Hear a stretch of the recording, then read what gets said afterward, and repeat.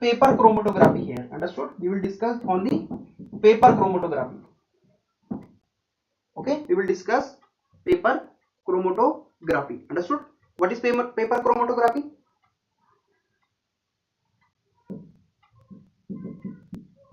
Paper chromatography. Understood? Paper chromatography. Okay, paper chromatography is a separation technique. It is a separation technique. Okay, we can say it is a separation technique. Okay, it is a separation technique. Okay, if we, okay, or we can say, or if we want to isolate, okay, isolate or separate, okay, if we want to isolate or separate the constituents particles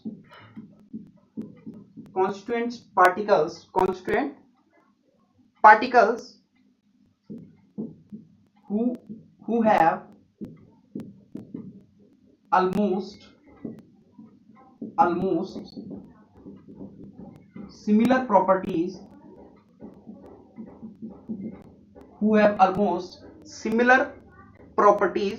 okay, like if we want to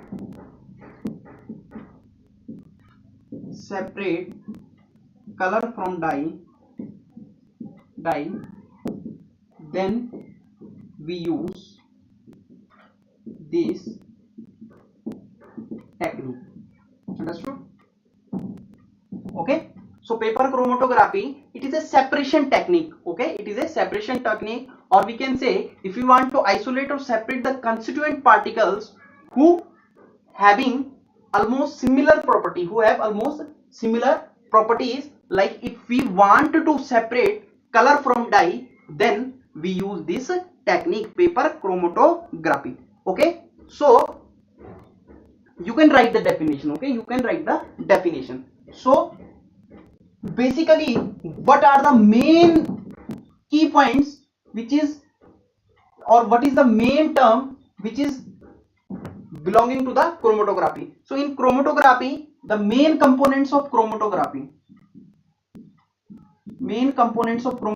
is first paper. Okay, it is paper. Second is solvent, and third is sample. Understood? So what is paper? Which type of paper you can take? So there are different type of paper you can take. Okay, so like hydrophilic paper you can take, like hydrophilic paper,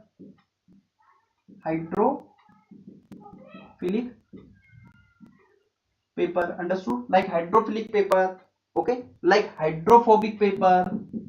These are the types of, okay, types of paper. Hydrophobic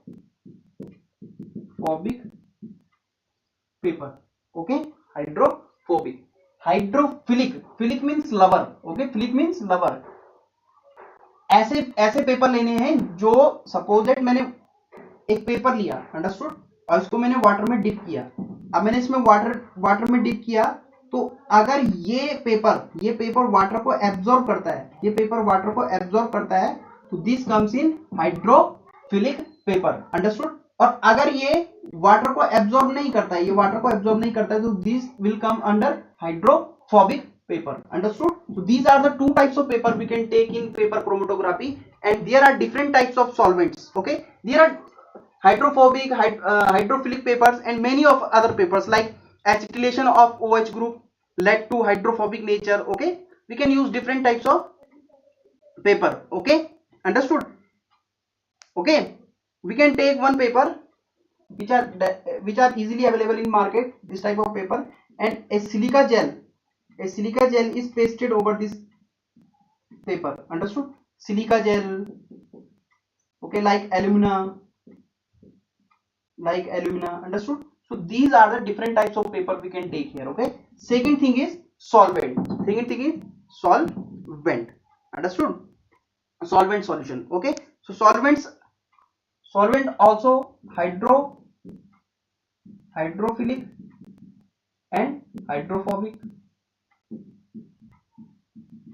Understood? Hydrophilic and hydrophobic. Okay, hydrophilic solution like methanol and water. Methanol and water. Okay, methanol and water in the 4:1. Understood? And hydrophobic paper like dimethyl ether and cyclohexane. Dimethyl ether and cyclohexane. Okay, these comes in hydrophobic solvent solution. These comes under hydrophobic solvent solution. Good morning, Kavya. Okay, so these are the different types of, and sample you can take. Sample is a like dye.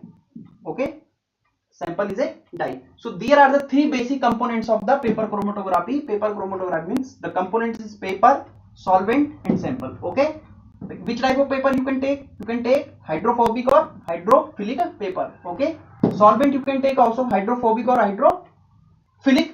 Okay, like hydrophilic 4:1. If you take 4 part of methanol and 1 part of water.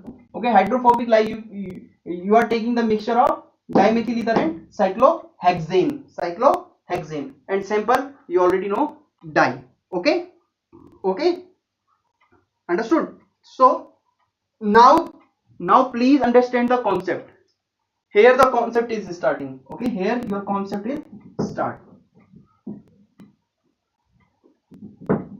Suppose that, please take a paper. Okay, please take a paper first. If you take a paper, okay, this paper, and in your book it is especially the name of the paper is Whatman paper. Whatman filter paper. Okay, it comes under different size. Okay, Whatman filter like size 1, size 2, size 3. Okay, and its size denotes the how means the size of the pores. Okay, size tell us size of the pores. Okay, pores means उसमें कितने बड़े बड़े छेद हैं, whole हैं. Understood? उस type से Whatman filter paper आपके पास आता है. Understood? Understood? Okay,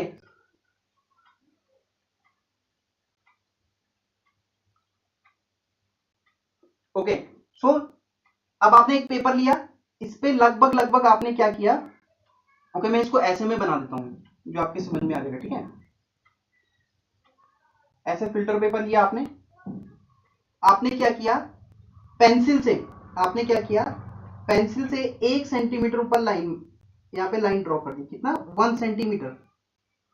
bottom line से 1 सेंटीमीटर ऊपर आपने क्या किया, एक लाइन ड्रॉ कर दी. अंडरस्टूड? अंडरस्टूड? एक लाइन ड्रॉ कर दी. उसके बाद आपने क्या किया, सपोज दैट मैंने आपको अभी बताया ये ब्लैक कलर है, ये रेड कलर है और ये ब्लू कलर है. अंडरस्टूड? अगर आप इस तीनों को मिक्स कर देंगे, अगर आप इस तीनों को मिक्स करेंगे तो क्या हो जाएगा, black, red and blue. Understood? अब ये आपके पास क्या बन के तैयार हो गया, ये आपके पास डाई बन के तैयार हो गया. ये this is a sample now. Okay, this is a sample. और आपने इस सैंपल में से ब्लैक अलग करना है, रेड अलग करना है, ब्लू अलग करना है. तो ये सैंपल आपको यहाँ पे लगाना पड़ेगा. अंडरस्टूड? ये सैंपल आपको यहाँ पे लगाना पड़ेगा. आई होप कि you are getting the concepts. Okay, understood? किस किस के समझ में आ रहा है, प्लीज कमेंट. ओके, आपने क्या किया, सिंपल है. एक फिल्टर पेपर लिया, फिल्टर पेपर में आपने सैंपल लिया, कौन सा, डाई का, वो यहाँ पे लगा दिया. 1 सेंटीमीटर ऊपर एक लाइन खींची और वहां पे क्या कर दिया, ये सैंपल को क्या कर दिया, वहां पे पेस्ट कर दिया. अंडरस्टूड? सैंपल वहां पे आपने लगा दिया. ठीक है, अब आप क्या करेंगे, आप एक ट्रांसपेरेंट बीकर लेंगे. आप क्या करेंगे, एक ट्रांसपेरेंट बीकर लेंगे. अंडरस्टूड? एक ट्रांसपेरेंट बीकर लेंगे.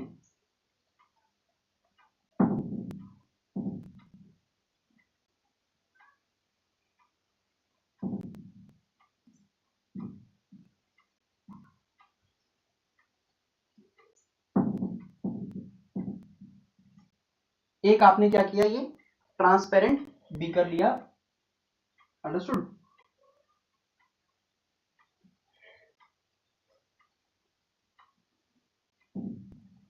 ओके, अब आपने क्या किया, इसके अंदर ट्रांसपेरेंट जो बीकर लिया आपने, इसके अंदर क्या डाल दिया, सॉल्वेंट सॉल्यूशन। ओके, क्या डाल दिया आपने, solvent solution, understood. Solvent solution आपने डाल दिया और इसको कुछ समय के लिए ऐसे ही छोड़ दो और इसके ऊपर क्या कर दो, आप एक ढक्कन रख दो। इसके ऊपर क्या कर दो, एक ढक्कन आपने ऐसे रख दिया, अंडरस्टूड। आपने इसके ऊपर ढक्कन रख दिया। अब आपने क्या किया, अब आपने इस पेपर को उठाया कुछ समय बाद, जब आपने ढक्कन रख दिया 5 से 10 मिनट के बाद छोड़ के इसको क्या किया, क्यों ऐसा क्यों इसको ढक्कन रख के छोड़ा, ताकि इसका इन्वायरमेंट जो है वो सेट हो पाए, अंडरस्टूड, अंडरस्टूड। अब इस पेपर को लिया और इस पेपर को यहां पे डिप कर दिया,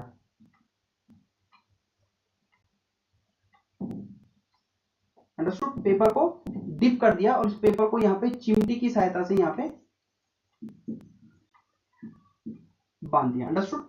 लेकिन ध्यान रखें, जब आप इसको डिप करो तो जो आपने ये डॉट लिया था, जो आपने ये डॉट लिया था, ये इसमें डूबना नहीं चाहिए, ये इसमें डूबना नहीं चाहिए, अंडरस्टूड। अब क्या होगा, ये जो फिल्टर पेपर है ये क्या करेगा, ये जो लिक्विड है इसको एब्जॉर्ब करना स्टार्ट करेगा और जैसे ही इसको एब्जॉर्ब करना स्टार्ट करेगा, जैसे ही इसको एब्जॉर्ब करना स्टार्ट करेगा, तो इस लिक्विड में जितने भी इसमें कॉन्स्टिट्यूएंट पार्टिकल्स हैं, इस डॉट के, ये जो डाई है, ये जो डाई है आपकी, इसके जो कॉन्स्टिट्यूएंट पार्टिकल हैं, सबकी सॉल्युबिलिटी क्या होगी, अलग अलग होगी, अंडरस्टूड। सबकी सॉल्युबिलिटी बराबर नहीं होगी इस सॉल्यूशन में। तो क्या होगा, जैसे ये सॉल्वेंट ये पेपर एब्जॉर्ब करेगा और ये सॉल्वेंट ऊपर की तरफ भागना स्टार्ट करेगा, ऐसे इसको एब्जॉर्ब करके, तो सॉल्वेंट मैक्सिमम कहां तक गया, सॉल्वेंट मैक्सिमम कहां तक ट्रेवल किया, अंडरस्टूड। तो जहां तक सॉल्वेंट मैक्सिमम ट्रेवल किया उसको बोलते हैं हम फ्रंट लाइन, फ्रंट लाइन, उसको बोलते हैं फ्रंट लाइन, अंडरस्टूड। अब देखो, इसमें जो ग्रीन कलर था वो ग्रीन कलर होगा यहीं पे, सॉरी ब्लू मान लो, ब्लू कलर यहीं पे रुक जाएगा, अंडरस्टूड। ब्लैक कलर थोड़ा सा यहां पे रुक जाएगा, अंडरस्टूड। और जो रेड कलर है वो आपका यहां तक चले जाएगा, अंडरस्टूड, अंडरस्टूड।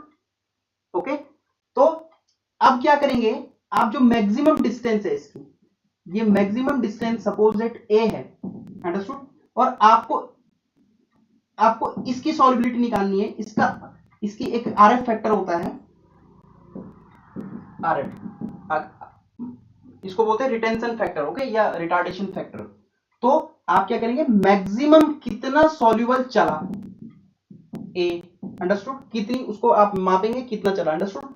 एंड जिस डाई की आपकी सॉल्युबिलिटी निकालनी, सपोज दैट इसकी निकालनी, तो ये इस जीरो लाइन से, इसको बोलते हैं मीन लाइन, मीन लाइन, ये जीरो लाइन भी बोल सकते हैं, अंडरस्टूड। इस लाइन से ये कितनी डिस्टेंस ट्रेवल करेगा उसको उससे डिवाइड कर देंगे, सपोज दैट ये बी है, अंडरस्टूड, तो B, so this is a RF factor.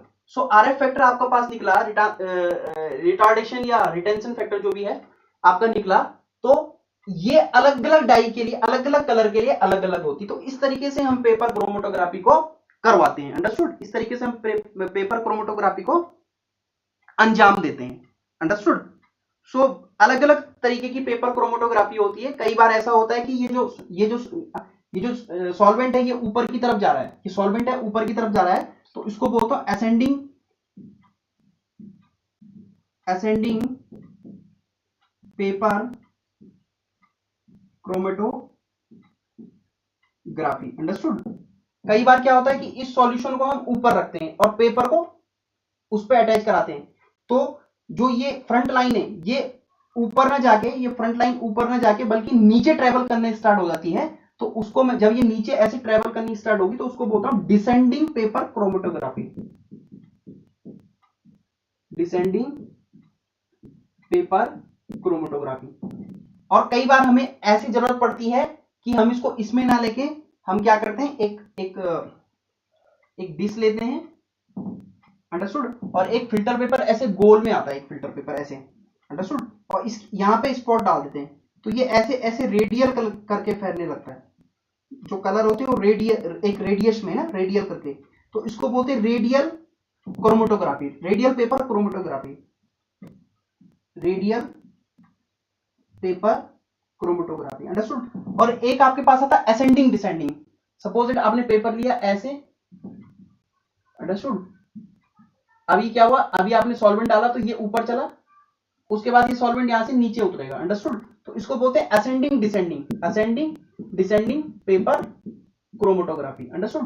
तो ये आपका क्रोमेटोग्राफी का कॉन्सेप्ट था। आई होप कि आपको ये समझ में आया होगा। ओके, सो बहुत लंबी क्लास हो गई, अभी मैं इसको यहीं पे एंड कर रहा हूं। Okay, so tomorrow we will discuss the fractional distillation which also comes in the separation of liquid mixture techniques. Okay, fractional distillation is also a separation technique, okay, of liquid mixture, okay, or miscible liquid, understood. So thank you, have a nice day.